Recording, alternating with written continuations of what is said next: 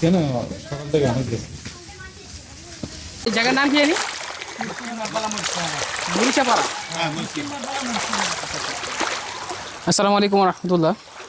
আমরা এখন আছি হচ্ছে মরিচাপাড়া, চট্টগ্রামের মরিচাপাড়া।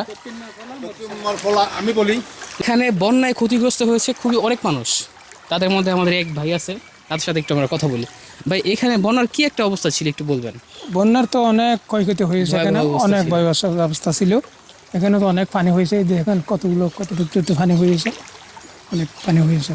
এখানে তো অনেক মানুষ কষ্ট হয়েছে। আসলে একটা কথা বলতে চাই, চট্টগ্রামবাসী কিন্তু আল্লাহর রহমতে তারা গরিব না, তারা পরিস্থিতির শিকার। হ্যাঁ, তারা কিন্তু সবসময় দেশের জন্য ভালো একটা অবদান রেখেছে। চট্টগ্রামবাসী কখনো গরিব না, তারা অসহায়। এই মুহূর্তে বন্যা মোকাবেলা করার জন্য তাদের কাছে সাহায্য প্রয়োজন। আমরা ইনশাআল্লাহ তাদের পাশে দাঁড়াচ্ছি। আপনারা দোয়া করবেন, আপনারা আমাদের সাথে থাকবেন। এখনো কিন্তু বন্যার পানি নামেনি, আপনি দেখতে পাচ্ছেন এখনো ভালো বন্যা আছে, দিকটা খুবই পানি আছে। ইনশাআল্লাহ আমাদেরকে সহযোগিতা করতে আছে, হ্যাঁ, দেওয়ার জন্য আমরা এখানে সহযোগিতা করতে আসছি।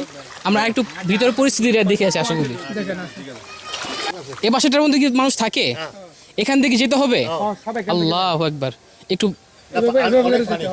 দেখতে পারছো প্রচুর পানি, কিন্তু দেখো কতটা পরিমাণ পানি, একটু দেখো অনেক পানি।